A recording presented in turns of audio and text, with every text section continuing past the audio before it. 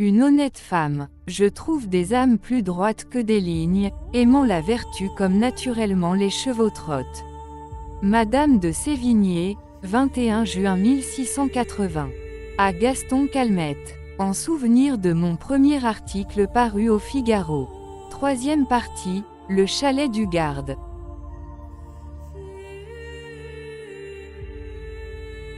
Annecy-le-Vieux est bâti sur un coteau. La propriété de la Sapinière en occupe le sommet. Elle domine l'église du village dont le clocher roman porte sur ses pierres grises une antique origine.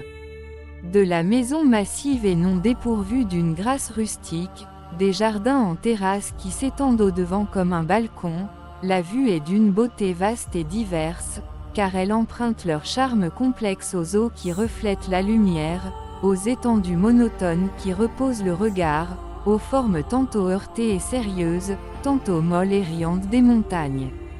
Ainsi la nature se compose un visage tour à tour pathétique et joyeux.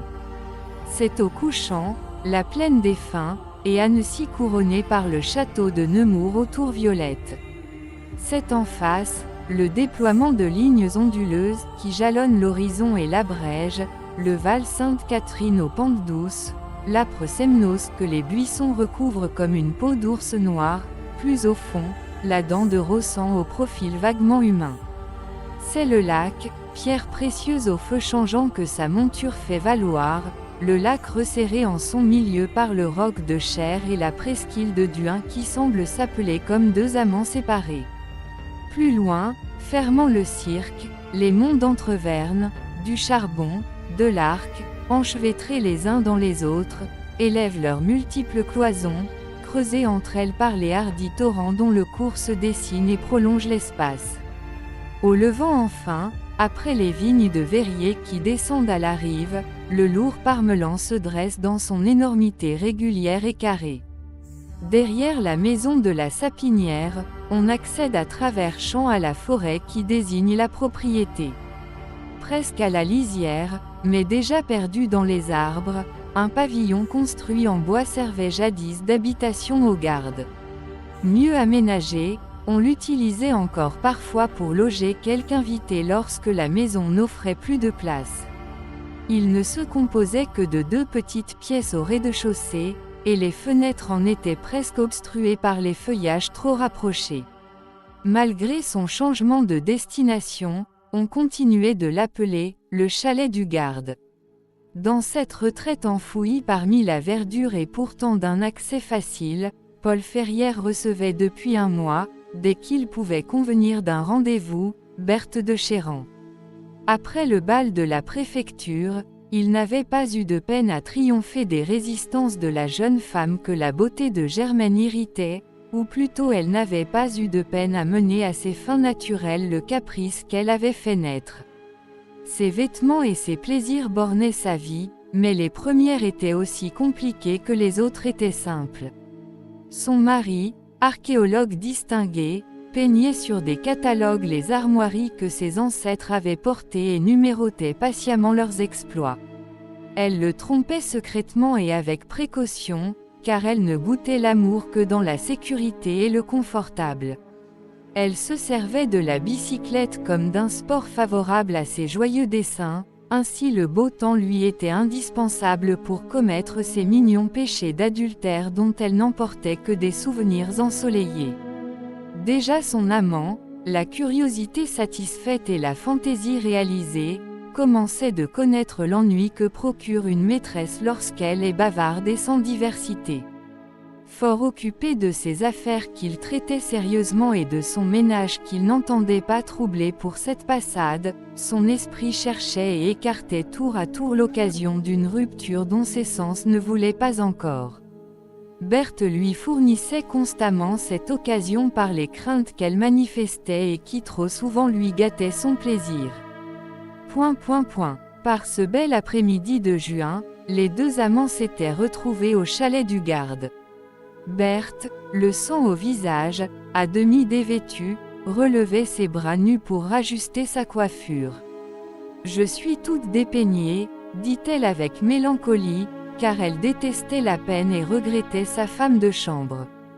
Paul, qui regardait ses tresses blondes, songeait à la chevelure noire de Germaine. On étouffe, reprit-elle, ne peux-tu ouvrir la fenêtre? Il n'y a rien à redouter, n'est-ce pas? Rien, petite folle, personne ne connaît plus ce pavillon. Personne ne passe plus ici. Il poussa la croisée. Un peu d'air pur entra qu'il respira avidement. Rien ne fait apprécier le vent et l'espace comme d'être enfermé depuis 2 heures avec sa maîtresse. Les feuillages de la forêt touchaient les persiennes et menaçaient d'envahir l'appartement. Il se reflétait dans un grand miroir placé en face du jour. « Quand nous reverrons-nous » demanda Berthe en continuant de se recoiffer. « Quand tu voudras. Aujourd'hui c'est lundi, veux-tu jeudi? C'est mon jour de consultation. Samedi, je plaide à la cour. Alors, de demain en 8. Je plaide aux assises. Tu plaides donc tout le temps. Souvent. Fais renvoyer tes affaires. Impossible. Tu préfères me renvoyer, moi. Oh, Berthe, enfin, tu espaces. Il répondit sur un ton presque irrité. Non, je n'espace pas. Seulement je suis occupé, je ne dispose pas comme toi de tous mes jours. Les femmes ne comprennent jamais ces choses-là. Elle se tourna vers lui, le peigne en main, les cheveux répandus sur ses jolies épaules blondes que les agrafes de la chemise laissaient voir. Elle était charmante dans cette pose, et il n'y prêtait pas d'attention. Tu es fâché? Non. Pourquoi? Alors tu aimes toujours ta femme. Laissons-la, je t'en prie. Est-ce que je te parle de ton mari? Tu le peux, cela m'est égal. Est-elle toujours aussi belle? Qui? Germaine. Elle ne se doute de rien. Ces conversations où revenait le nom de sa femme l'énervaient, et il ne s'en cachait pas. Mais non, répondit-il, elle ignore le mal. Tant pis pour elle. Tu es sûr qu'elle ne se doute de rien? Absolument. Berthe revint se placer devant la glace et se remit au travail, tandis que son amant, autorisé par elle, allumait une cigarette et assis dans un fauteuil, attendait sans patience qu'elle eût achevé sa fringue. J'ai peur de ses yeux, fit-elle après un instant, comme si elle était obsédée par ce sujet. Il ne répondit pas. Cette insistance l'agaçait. Il revoyait les beaux yeux bleus dont on calomniait le tendre et pur regard. Tu sais, Paul, le danger, ce n'est pas mon affaire. Je le sais, j'aimerais mieux que tu ne sois pas marié. Ici nous ne nous en apercevons pas. Je ne dis pas, mais j'ai peur de venir, et j'ai peur de m'en aller. Petite folle. Ayant retrouvé quelque agrément à la vue de ses épaules, il l'embrassa pour la rassurer et se rassit le dos au jour, trouvant qu'elle était décidément bien longue et bien maladroite à rassembler ses cheveux. Germaine se peignait 2 fois plus vite et sa chevelure était plus belle. Mais il n'entendait pas comparer son amour et son caprice. Oui, continuait Berthe, il y a des amants. Que le danger enflamme, moi, il me glace. Vraiment? Demanda-t-il avec ironie. Elle eut un sourire aigu. Je le cache pour te faire plaisir. Merci, mais ta femme est toujours entre nous. Tu as la rage de l'y mettre. Elle se retourna pour répliquer. Nous y pensons constamment tous les deux. Tu l'aimes et je la crains. Puis, comme elle se rapprochait du miroir et se poudrait légèrement les joues avant de remettre son corsage, il l'entendit pousser un cri strident qui le glaça d'effroi, et se précipitant vers elle, il la reçut dans ses bras. Qu'y a-t-il? Voyons, Berthe. Les yeux tournés, les 2 mains sur la poitrine comme si elle étouffait, elle ne pouvait répondre. Enfin elle écarta un bras et montra la fenêtre. Là, il la posa sur le lit et s'approcha de la croisée ouverte. N'y va pas, cria-t-elle, mais sans l'écouter, il regarda et même se pencha au dehors. Tu es folle, il n'y a personne. Mais il ne pouvait voir bien loin à cause des feuillages. Elle n'osait le rejoindre, elle tremblait de tous ses membres, et d'une voix d'enfant elle se lamentait. Mon Dieu, il revint à elle. Enfin parle, qu'as-tu vu? Parle donc. Elle articula péniblement. On va entrer. Il comprit quelle peur la tenaillait, ferma la fenêtre et s'assura que le verrou était poussé. Maintenant parieras-tu? Affalée sur le lit, elle continuait de fixer la vitre avec effarement. Son visage au petit nez retroussé fait pour la joie, portait mal cette émotion trop violente, et ses épaules marquées de la chair de poule s'humiliaient comme si elles attendaient les coups. Elle n'était plus la jolie créature amoureuse, toute gaie dans les caresses, mais une pauvre loque humaine qui ne pouvait plus inspirer que de la pitié. Il la dévisageait avec mépris, mais cette peur qui la déformait et qu'elle n'expliquait pas commençait à le gagner. Elle balbutia enfin. Ta femme. Eh bien, ta femme est là. Elle nous a vus. Il éclata de rire, mais son rire sonnait faux. Tu as perdu l'esprit. Ma femme est chez sa mère. Il n'y a personne ici. Avec force elle répéta. Je l'ai vue, là, dans la glace. Allons donc. Je l'ai vue. Elle était pâle comme une morte. Elle me regardait. Elle se cacha la figure dans les mains, comme si elle ne pouvait supporter ce regard. C'est impossible, cria-t-il, voulant se convaincre lui-même, car le doute le gagnait. Tu as eu une hallucination. La peur qu'elle t'inspire t'a affolé. Pour la 3e fois elle répéta. Je l'ai vu, je te dis que je l'ai vu. Brusquement il marcha vers la porte. Je le saurais bien. Elle se précipita vers lui pour l'empêcher de sortir. N'y va pas, je t'en prie. Elle est là, elle nous attend, elle nous tuera. Mais il avait recouvré tout son sang-froid. Il se dégagea rapidement. Je veux savoir. Reste là, tu ne risques rien. Je vais revenir. Ne me laisse pas seule. Elle sanglotait. Il la repoussa et sortit. À peine fut-il dehors qu'elle courut remettre le verrou. Elle se protégeait elle-même avec la lâcheté de ceux qui tiennent à leur vie avant tout, dussent-ils pour la sauver abandonner au plus triste sort les êtres les plus chers. Puis elle acheva de se rhabiller, se pelotonna sur le fauteuil que son amant avait occupé et qu'on ne pouvait voir de la fenêtre, et attendit. Le bruit du loquet la fit tressaillir. Paul Ferrière, qui rentrait, se heurtait à la porte close. « Ouvre, c'est moi », dit-il à travers la cloison. Elle s'approcha et demanda. Tu es seule. Irrité de son retard et de sa couardise, il secoua la serrure. Elle se décida à retirer le verrou, et reçut son amant avec crainte. Elle inspecta le bois derrière lui d'un rapide coup d'œil, et d'une voix basse elle l'interrogea. Tu n'as rien vu. Il haussa les épaules. Rien, naturellement. As-tu bien cherché? Je suis allé jusqu'à la maison. Nos bicyclettes sont toujours à leur place. Personne ne les a touchées. Enfin j'ai visité les jardins. De la terrasse on voit assez loin sur la route. Rien, absolument rien. Tu as rêvé.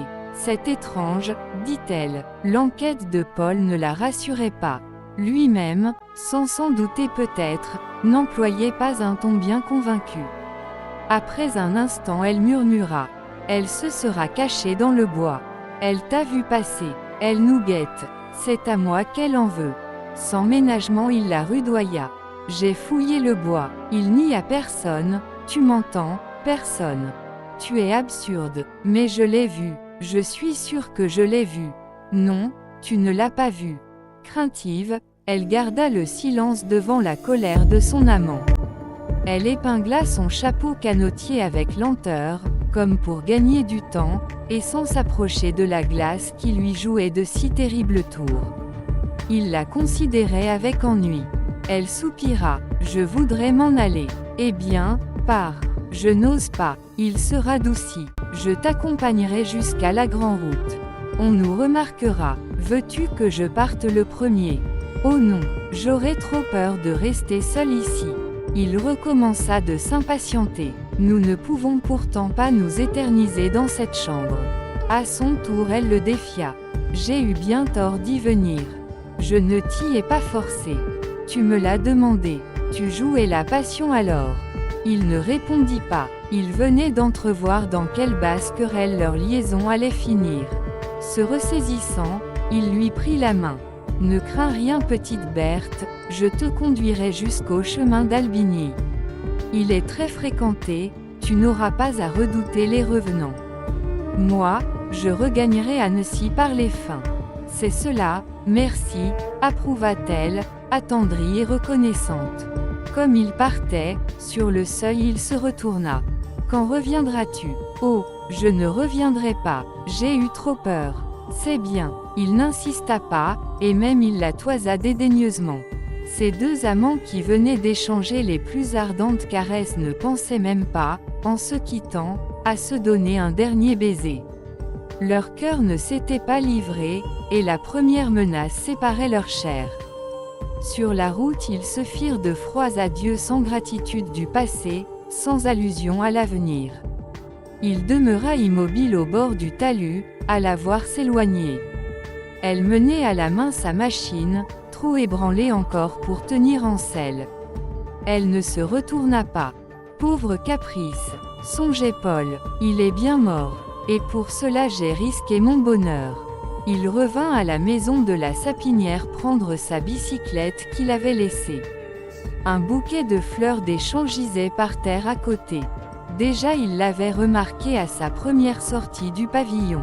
Il le ramassa, les fleurs en étaient fraîches encore, sans doute cueillies de quelques heures à peine. Et il refit la réflexion qu'il s'était déjà faite.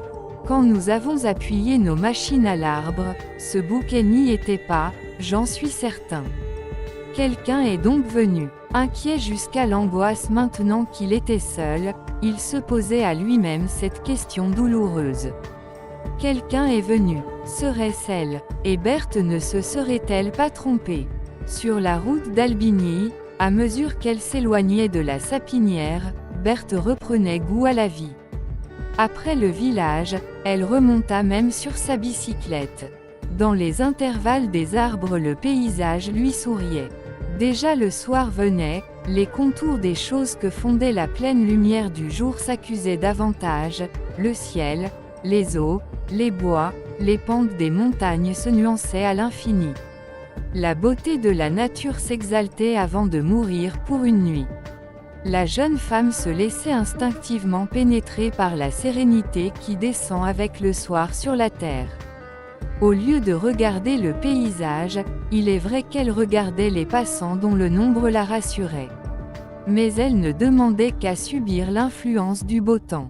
Après avoir redouté la tragédie et la mort, qu'il est doux de respirer un air balsamique et de rencontrer sur un grand chemin de placides visages de paysans. Ces terreurs se dissipaient comme des nuées. Paul a peut-être raison, se disait-elle, c'est une hallucination que j'ai eue devant la glace. Un petit frisson la parcourut encore au souvenir de cette hallucination. Devant la préfecture, elle évoqua le bon sourire d'entremetteuse qui ornait le visage de Madame Etry, c'était un excellent procédé pour chasser les fantômes. Paul a raison, conclut-elle, j'ai rêvé. Suis-je bête de gâter mes meilleurs instants? En entrant en ville elle croisa un jeune homme qui lui faisait la cour. Elle s'arrêta pour écouter ses fadeurs et se montra particulièrement aimable à son égard. En remontant sur sa machine, elle pensait « Paul est un plus beau garçon ». Tout à fait tranquillisée, elle redevenait tendre pour son amant et ne songeait plus à bouder son plaisir. Devant sa porte, elle regrettait la petite scène de la Sapinière. Paul est charmant, je lui ai fait de la peine. Je réparerai. Et repoussant tout souvenir importun, elle se procura sans plus attendre la certitude qu'elle n'avait rien vu. Si la vidéo vous plaît ou encore vous a-t-elle été utile, veuillez nous faire signe dans le commentaire et abonnez-vous, pour ne pas rater la suite. N'oubliez pas de nous laisser un pouce bleu pour nous encourager.